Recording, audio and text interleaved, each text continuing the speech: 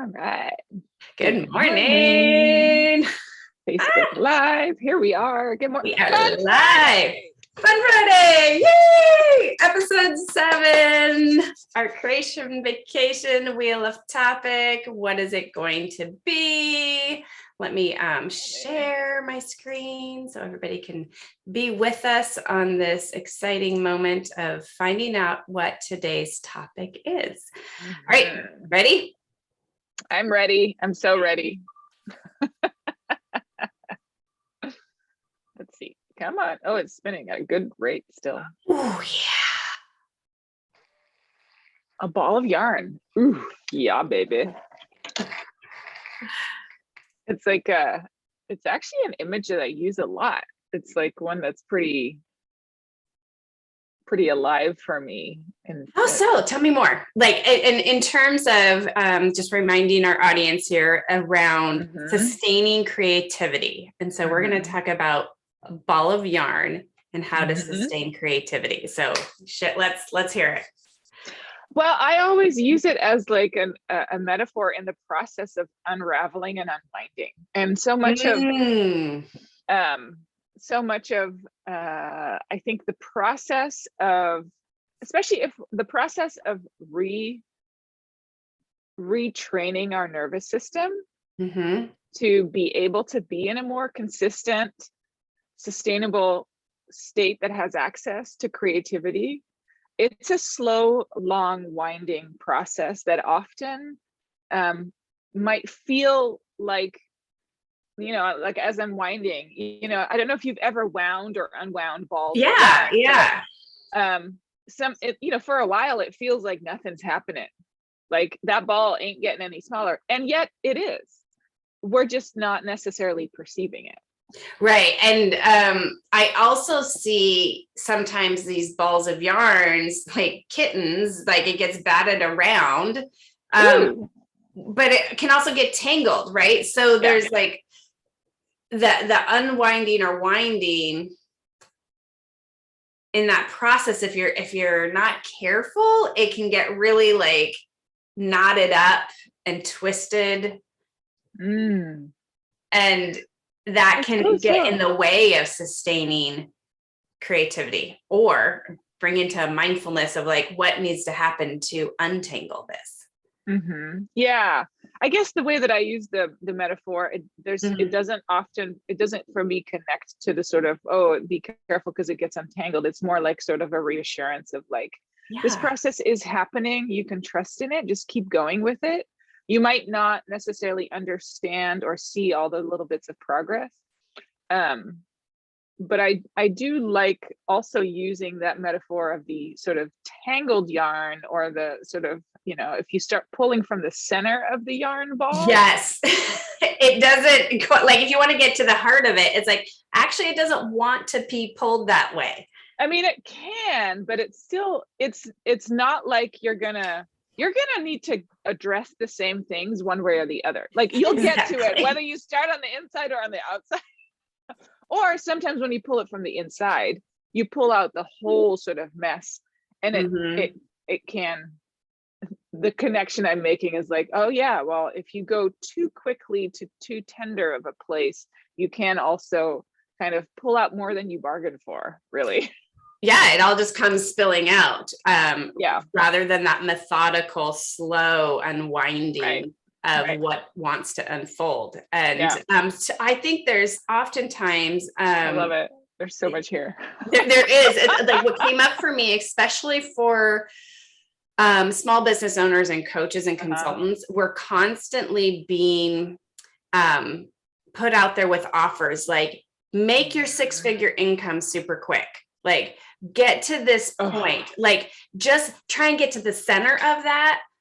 And yet we haven't really gotten to the slower unwinding of what's important about the work that we're doing. I've been confronted by that at least 4 times this week, right? Just like, come join me here, do this. And it's like, shiny object. I want to go after that. Yes, get to the heart of it.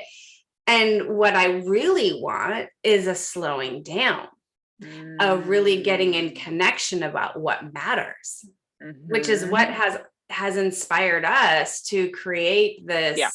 creation vacation opportunity is to unwind and be more present. Mm-hmm. Yeah. Not the quick Yes. fix.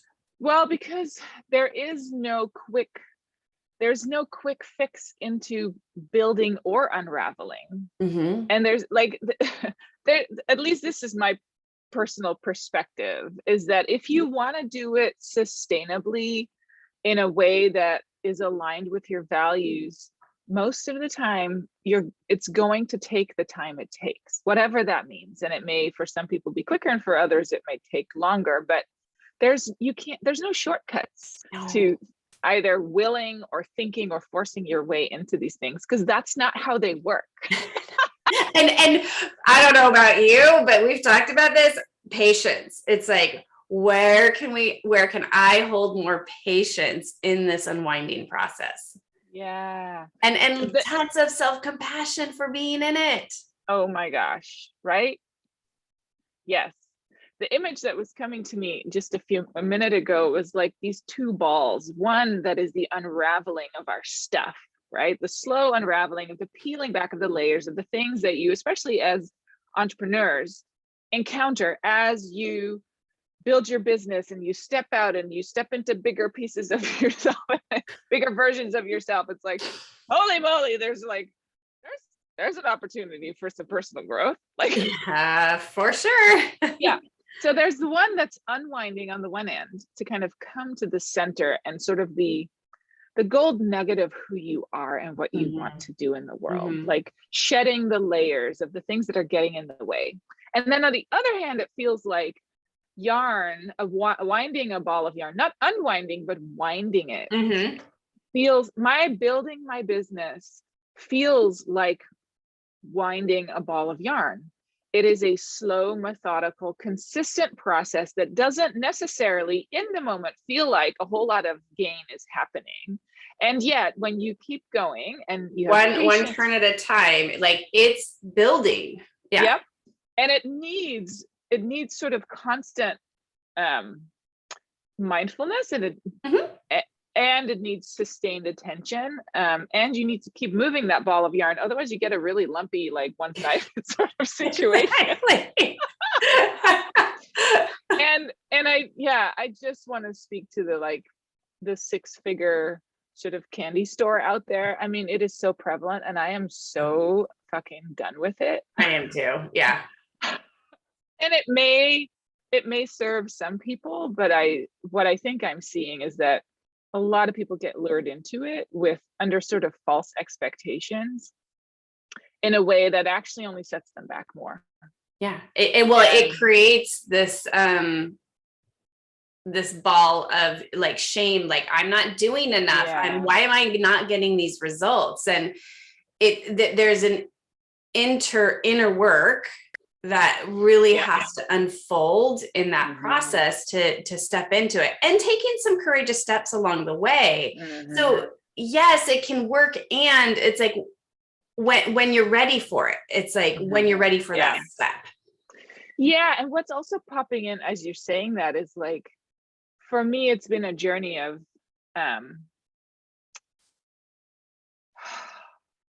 again, this, like, even I'm just sighing as I'm thinking about it. So especially when we're starting a business or when we're business owners, things can get unpredictable and scary and feeling like you're kind of floating out there in space. And so what is our tendency when we feel ungrounded or unsure? It's a response to try to find some security, to grasp. It's like a more of a reactive or fight or flight activated response, right? There's some fear there or whatever it is. And that is not the energy I want to build my business from. It's not what I want to live from. That's just so not it. So for my personal journey, it's been really about consistently noticing when am I getting into that grasping response, and how can I continue to come back and cultivate ways to drop into surrender and trust. It doesn't mean I'm not working hard. It doesn't mean I'm not doing my due diligence. It doesn't mean I'm not like proactively engaged. But the bedrock that it's coming from is from a place of trusting and not grasping. And that's, yeah, go ahead. Yeah, the phrase go slow to go fast. Yeah. Right. And I love that you're about ready to go out for a walk, right? So that is slowing down and being in the moment. And who knows what comes out of the conversation that you have with your friend when you go for that walk. Right.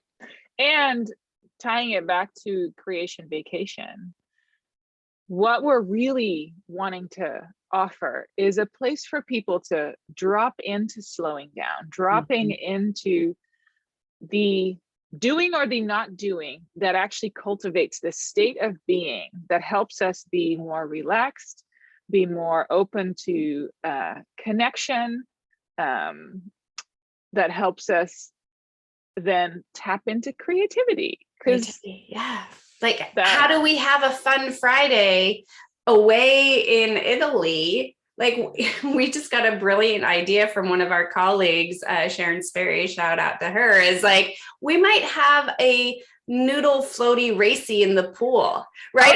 I've been sitting with this idea since Wednesday, and I'm like, oh yes, we have got to create this because that sounds like a lot of fun. Yeah, play. Whatever play means to you. Yeah. You know, because that's, I think for me, that is just consistently what it comes back down to, is like, you can't think your way into these states of being. It's something that happens through the choices that you make of things that you do or don't do, and where you're putting your energy and what you're cultivating. And I love that core belief for you. And it's what we're inviting in. So come join us.